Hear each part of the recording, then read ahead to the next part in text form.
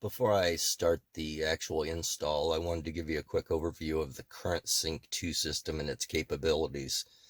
Again, since I'm not supposed to be losing any of that when the new head unit is displayed, it's going to be interesting to see what we do and don't have. So let's fire this up.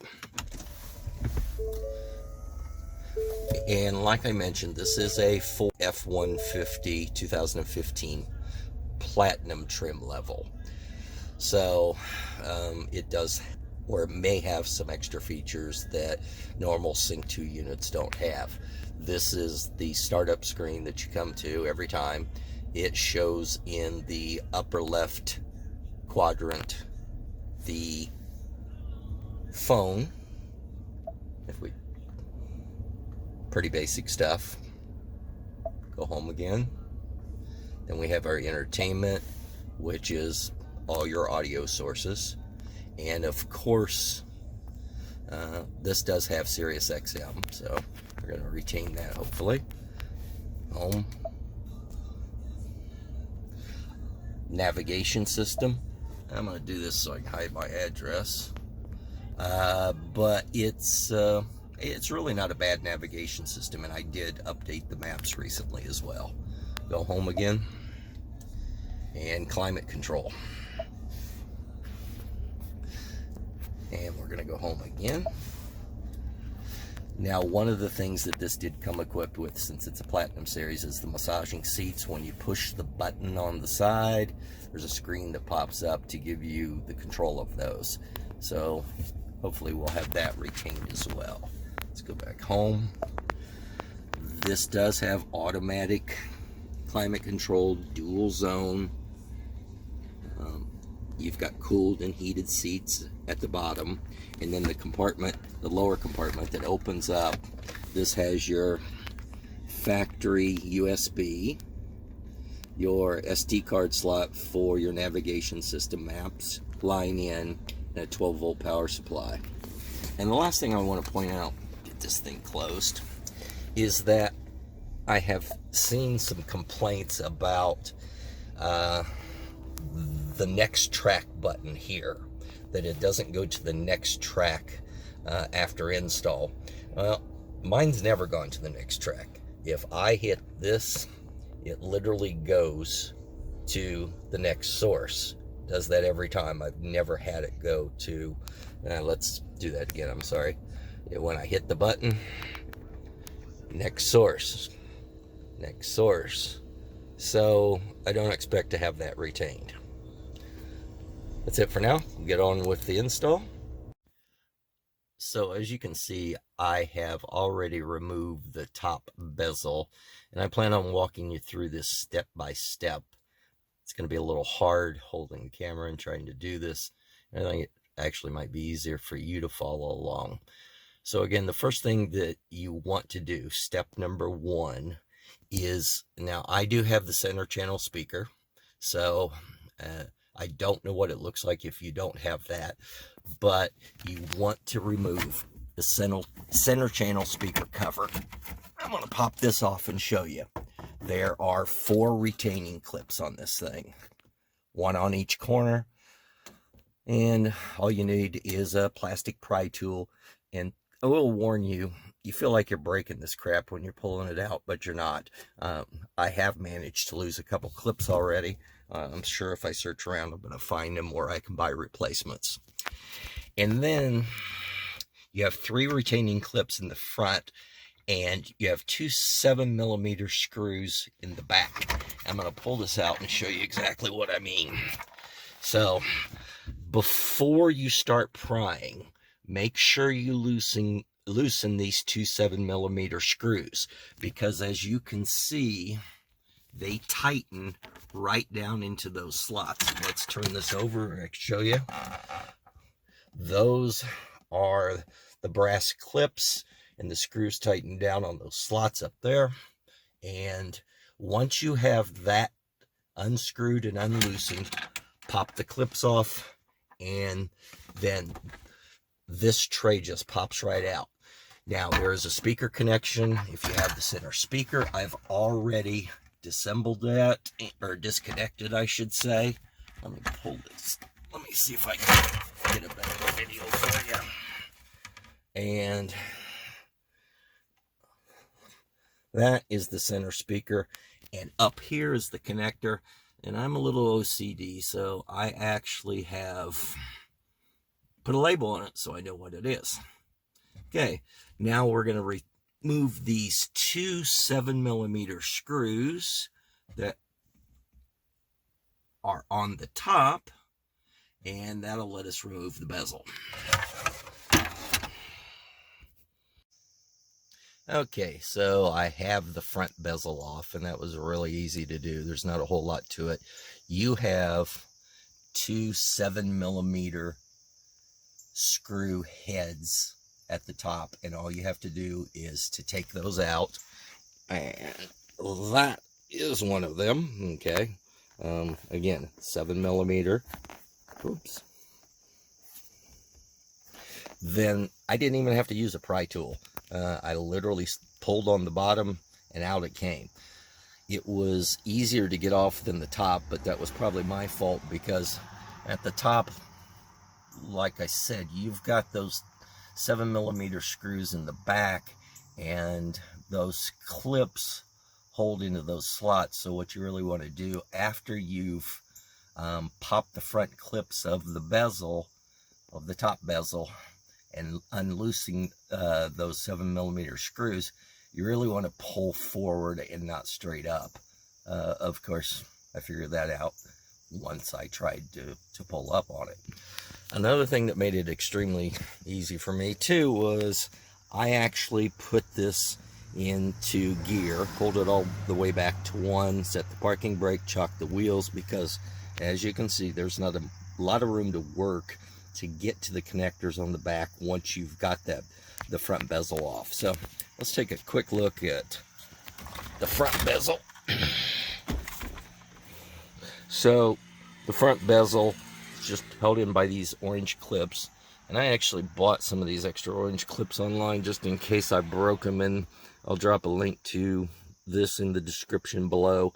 And then up top we have our top connectors, which are the 2 or 3 or 4 buttons that you may have. This particular one, this gray is, now that it's reversed because I've got this upside down, that is the hazard, and the black one is my traction control and 360 camera. Down at the bottom are the other 2 connectors. Zoom out a little bit here. The other 2 connectors.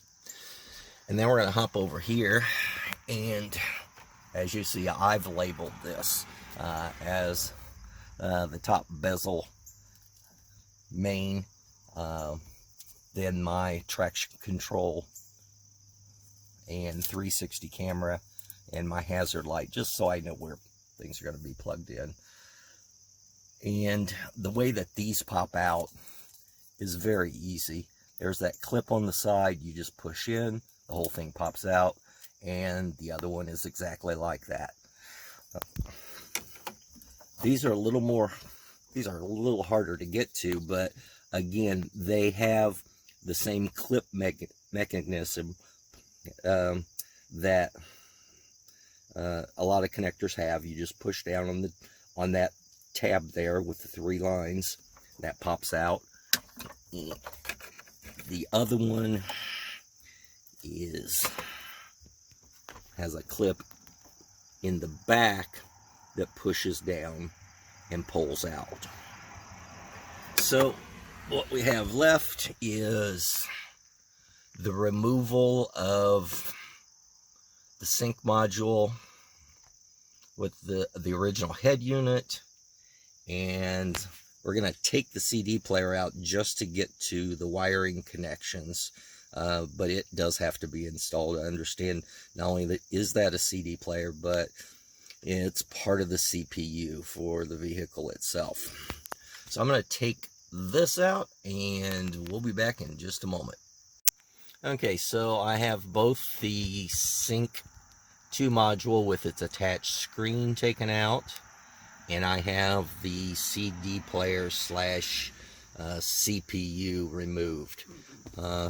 Really easy. There are 6 screws that have a 7mm head on them, and I think you can see where, at least on the right side, is those brass clips that the screws came out of, and they're positioned exactly the same place on the left side as well. And so you've got 6 total. Then down at the bottom, again, I think you can see those brass clips. There's 4 that hold this in completely, and those are also a 7mm head.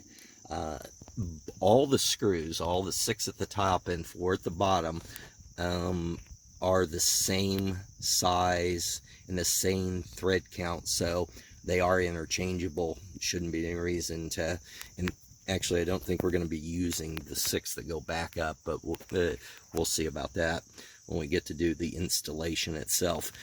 Now you're going to need a ratchet extension to get those to these, because they're recessed in a little bit, and you're not going to be able to get them with a standard ratchet. I did have a 7mm driver, hand driver, that I took these out with, and very easy to take out.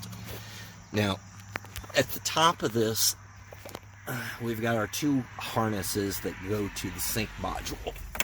This is the larger one that has the clip, the locking clip, and that's all you do is you unclip it and unlock it, it pops out.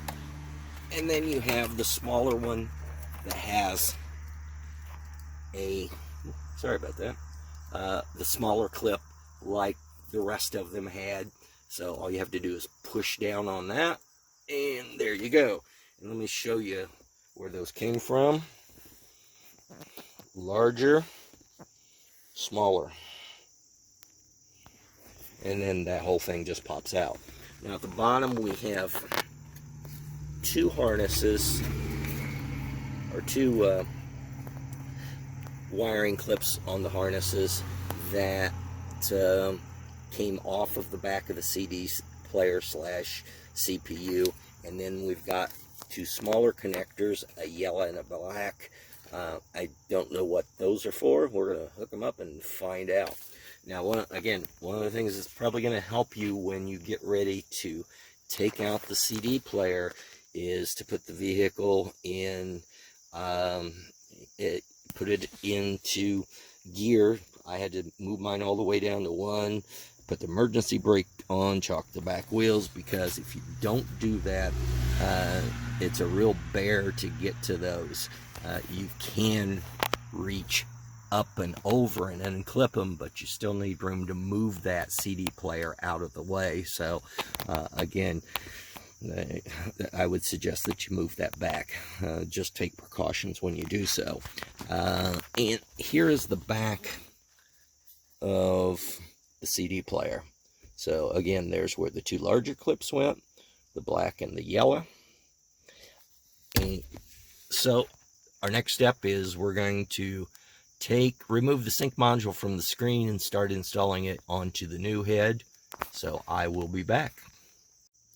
Okay, so here's what we got. We have the sync 2 module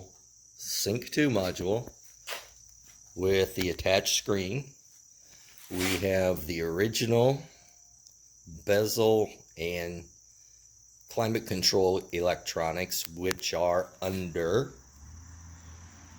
this black cover, and then we have the new head unit. So what we're going to be doing is we're going to be taking the sync 2 module off the screen. We're going to be installing it right here, and evidently on the back of the sync module there is a connector that's going to connect to this. We're also going to be taking this cover off, removing all the climate controls. This cover will come off, and those will be installed there. Now, one of the things that I failed to mention in my unboxing was you do have some OEM screw, or excuse me, you have some screws that they supplied. Now, I'm cheating a little because there's actually a video on the Phoenix Automotive page that shows how to do this. And you use some OEM screws that come from here, and you use some of their screws. But the video is going to be, it's a good guidance to do this, but when they do this, they're actually installing their sync module upside down.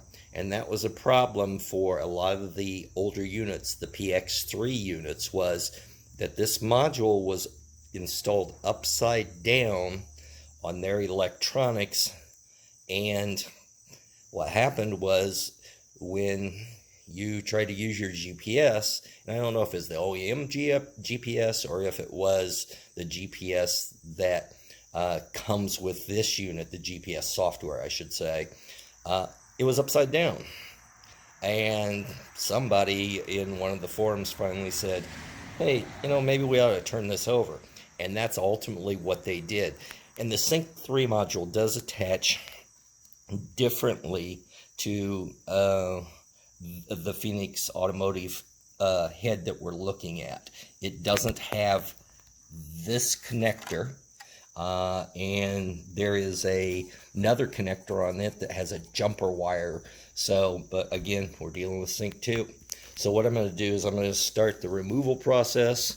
I'm going to walk you through that the best I can. I'm certainly not going to be able to hold the camera and do this, so we may have to remove, shoot, and go from there.